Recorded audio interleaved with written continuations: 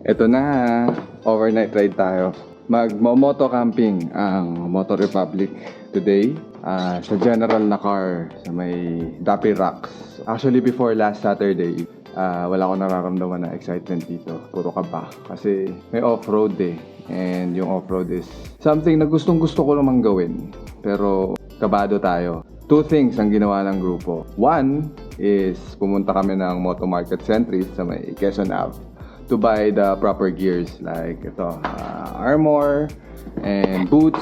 Meron silang large selection doon, specific for off-road. Second, in partnership with Enduro Factory, nag-off-road training kami. So yung confidence level namin talagang tumaas. Sa akin, from 0, naging up to 75%. Napalitan naman ng excitement na today. So, yun. Meet up muna natin yung mga South Riders sa may Petron, sa may Phil and West. Tara! General na car. Day 1.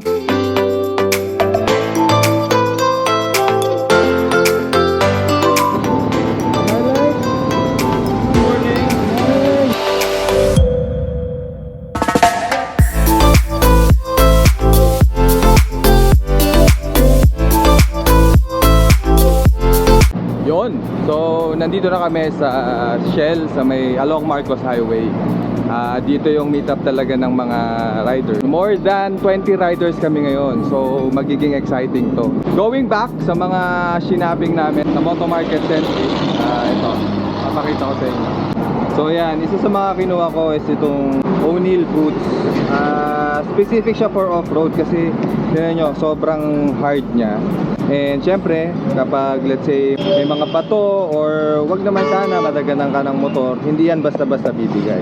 So nakikita nyo, meron siyang 4 na lock dyan. So parang nakaakap talaga siya sa paa nyo. Mas nakakadagdag ng confidence sa pag stop and go sa motor.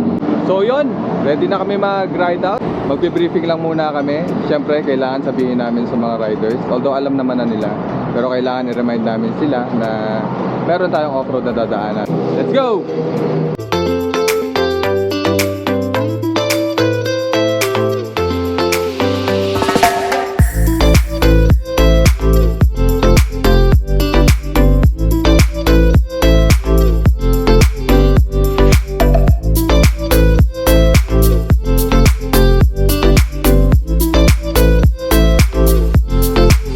Yon, so nandito kami ngayon sa kilometer 90 to meet up with the second group. Sila yung mga nanggaling ng Deep South. So, ito yung aking setup sa motor. Papakita ko lang.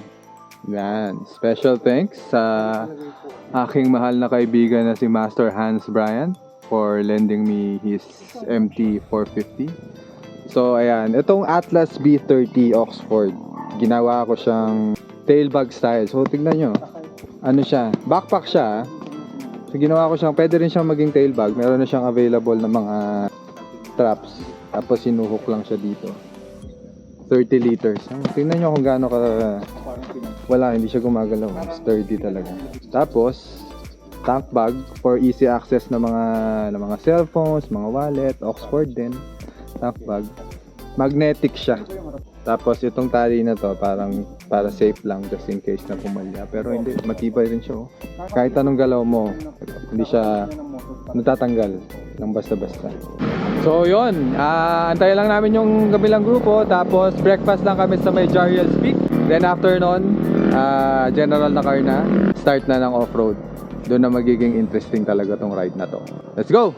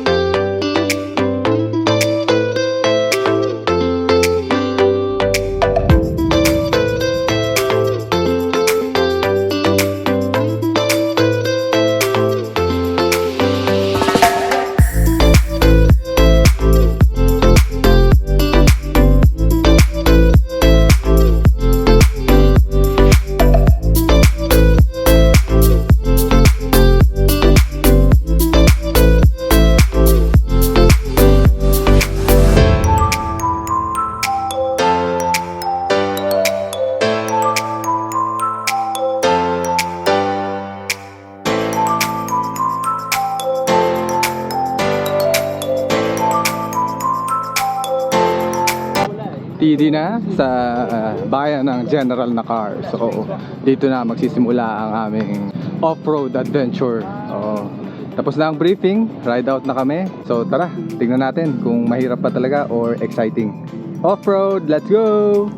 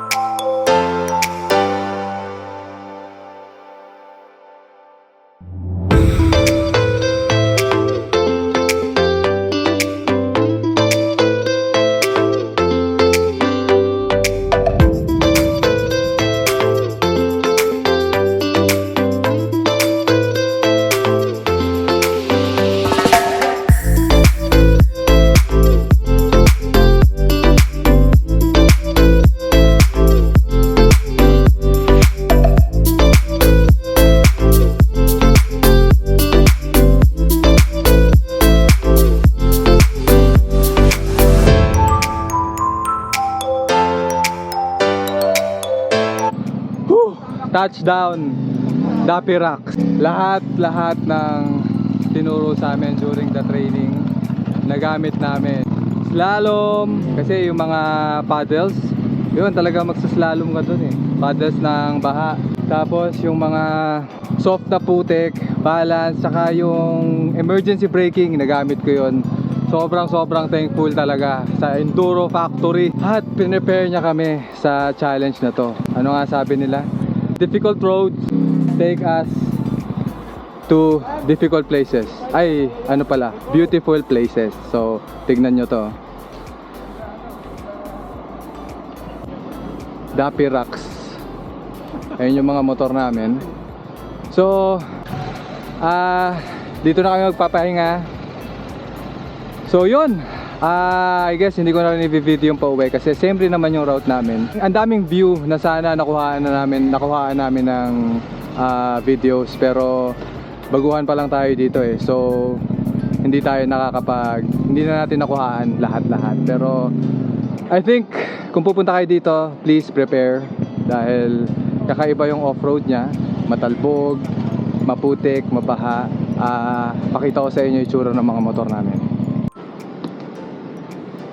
Ayan o, umalis ng malinis,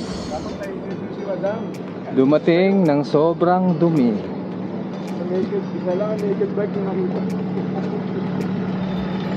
Tignan niyo yung sapatos ko.